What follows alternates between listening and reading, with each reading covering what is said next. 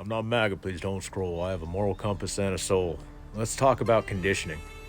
You remember how shocked and appalled everyone was when Judge Roberts' memo was leaked about deciding against Roe v. Wade, basically undoing precedent, stripping away constitutional rights for women.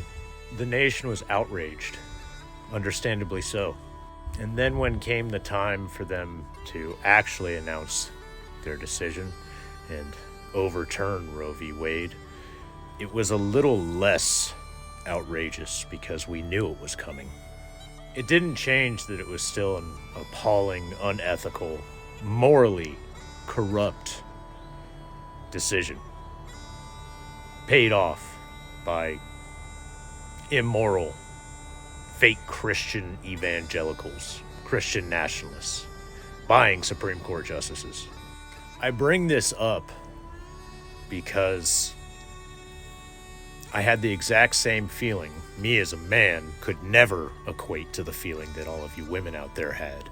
But I had the same kind of emotion when TikTok went dark for the 13 hours.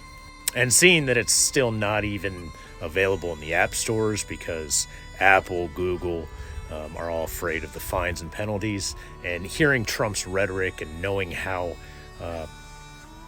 chaotic and corrupt Donald Trump is, especially if he doesn't get his way, that it's not certain that in less than 3 months' time this app, and our voice along with it, to say how morally bankrupt the Supreme Court justices that overturned Roe v. Wade are out loud in a public forum could be taken away. And it feels like when it does happen again, it won't have that initial shock and outrage because we've been conditioned preemptively because we experienced it once. We never should have stopped marching, protesting, and more because, unfortunately, a historical fact of the world, the only real things that bring about true change is violence. I'm sorry, but that's a fact. We never should have stopped that fight and taken it on the final decision of overturning a Roe v. Wade. And I urge all of you to keep on fighting. But this is the conditioning I'm seeing. They sprinkle out little things to get that initial shock, kind of like a shock and awe campaign in war. And then the general public gets used to it and accepts it. So I guess if I have any kind of message here, because I'm definitely not trying to equate TikTok to something as important as women's rights.